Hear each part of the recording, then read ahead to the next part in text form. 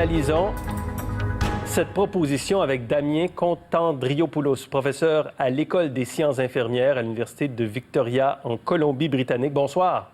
Bonsoir. 6 milliards en 4 ans pour la santé, notamment le début de la mise en œuvre d'un régime d'assurance médicaments national. Est-ce que c'est suffisant? Ça dépend pour quoi faire. Le début de la mise en œuvre, c'est certainement faisable. On s'entend par contre que le fonctionnement réel d'un régime public d'assurance médicaments, c'est beaucoup plus que 6 milliards de dollars par an. C'est beaucoup plus que 6 milliards et donc c'est même 15, 20, 25 milliards selon différentes estimations. Bon, le domaine total du médicament au Canada, c'est de l'ordre de 28 milliards. De ça, il y a environ 24 milliards de dollars qui sont des médicaments assurables, des médicaments dont l'efficacité a été prouvée, des médicaments qui sont prescrits, etc.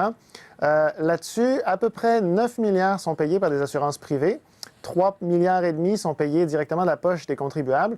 La balance, c'est déjà des choses qui sont payées par les gouvernements provinciaux, entre autres pour les personnes de plus de 65 ans, pour les gens en grande pauvreté, etc. Donc, quand on parle du gouvernement fédéral qui viendrait implanter un régime public, donc de fait nationaliser le domaine du médicament, on parle de dépenses de l'ordre de 12 milliards si le gouvernement fédéral reprenait à son compte exactement le régime actuel. Par contre, il est évident qu'il y a des économies. Si on a un seul acheteur qui achète des médicaments pour 30 millions de personnes, ça permet d'avoir des meilleurs prix. On gagnerait quelques milliards de dollars en achat de groupe, là, en quelque sorte?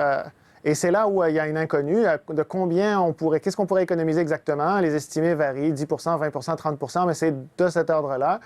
Il y aurait aussi probablement une légère augmentation du volume de médicaments qui serait consommé, puisque certaines personnes actuellement se restreignent, donc auraient accès. Mais quand on regarde les paramètres réalistes, c'est quelque chose de l'ordre de 10 milliards de dollars par an qui devrait être investi par le gouvernement. OK. Je veux juste bien comprendre parce qu'il y a plusieurs chiffres qu'on s'est dit depuis tantôt. On a commencé à 28 milliards pour le coût, 24 milliards assurables. Si on faisait un plan universel dans tout le Canada, ce serait combien? Parce que vous avez déjà pris part au processus d'examen d'un rapport du directeur parlementaire du budget. C'était en septembre 2017 et on parlait de plus de 20 milliards par année. 20 milliards par année, c'est donc l'ensemble de ce que coûte à peu près le domaine du médicament assurable. Mais là-dessus, et c'est ça qui est important de voir, c'est que les gouvernements sont déjà largement impliqués. Ils payent déjà de façon significative pour les médicaments. On pense par exemple au Québec. Le régime public d'assurance médicaments du Québec, c'est des dépenses qui sont déjà assumées par les gouvernements. Et on est certain que dans la création d'un régime fédéral, il y aurait des ententes fédérales provinciales qui feraient en sorte que les dépenses qui sont actuellement prises en charge par le provincial, et c'est vrai dans toutes les provinces qu'il y en a, serait articulée avec une forme de transfert vers le fédéral. Donc, quand on regarde la partie du médicament qui, pour l'instant, n'est pas payé par les gouvernements, c'est à peu près 9 milliards d'assurances privées et à peu près 3 milliards et quelques de dépenses directement des consommateurs qui payent au comptoir. Et on pense qu'il y aurait des économies importantes que l'assureur soit le gouvernement? Oui, c'est certain qu'il y a des économies. Des pays l'ont déjà fait. On pense à la Nouvelle-Zélande, entre autres, il y a eu des économies très significatives. Donc, on est certain que c'est moins de 12 milliards. Combien moins? Difficile de faire une anticipation précise et surtout, on ne connaît pas exactement à quelle date tout ça entrera en vigueur. Oui. Mais grosso modo, on peut penser à quelque chose de l'ordre de 10 milliards, plus ou moins, par année de dépenses pour le domaine du médicament. Une chose qui est importante à mettre de l'avant, c'est que ce n'est pas des dépenses additionnelles. C'est vraiment un transfert de ce que pour l'instant on paye comme prime à nos assureurs privés vers quelque chose qui serait probablement des taxes versées au gouvernement fédéral. Ce serait, ça aussi, je veux bien comprendre. Est-ce qu'il y aurait hausse d'impôts? Il y aurait certainement hausse d'impôts d'un côté, mais de l'autre côté, il faut bien voir que tous les contribuables qui actuellement payent des primes d'assurance pour être assurés pour leurs médicaments, primes d'assurance que vous payez généralement sur votre chèque de paye parce que vous êtes assuré par votre employeur, ces primes d'assurance-là disparaîtraient. L'un dans l'autre, le consensus est que pour le commun des mortels, on paierait moins cher pour le médicament que ce qu'on paye actuellement. Mm-hmm. Donc, au niveau macroéconomique, c'est une bonne idée. Est-ce que c'est quelque chose qui est réaliste à l'intérieur de l'enveloppe dont les libéraux ont parlé d'un 6 milliards étalé sur 4 ans?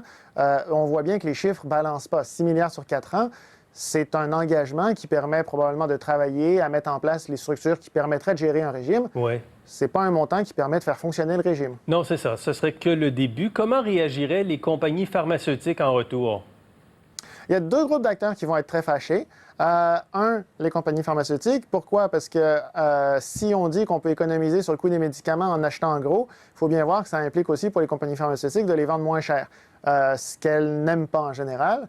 Et le deuxième groupe d'acteurs, c'est les compagnies d'assurance privée qui, d'un coup, se verraient sortis de leur marché. Ben oui. Et dans les deux cas, c'est des acteurs économiques puissants qui vont faire tout ce qu'ils peuvent pour faire dérailler la machine. Ça va aller du lobbying direct, ça va aller à des publicités. Puis on peut aussi voir les compagnies pharmaceutiques actuellement, par exemple, dans les discussions qu'il y a eu avec les nouvelles règles américaines, les compagnies pharmaceutiques faire planer une menace de pénurie de médicaments au Canada. Ouais. Bon, c'est probablement en partie des pressions commerciales qui sont destinées à faire réfléchir les Canadiens sur leur envie de négocier fermement avec l'industrie. Comment se fait-il que par habitant, seuls les États-Unis et la Suisse paient plus cher que nous pour les médicaments d'ordonnance? Parce qu'il n'y a aucune forme de régulation. C'est aussi simple que ça. Tous les pays développés vont avoir des structures qui vont encadrer le prix auquel les compagnies ont le droit de vendre leurs médicaments. Le Canada le fait, par exemple, en fonctionnant sur la moyenne d'un panier de pays.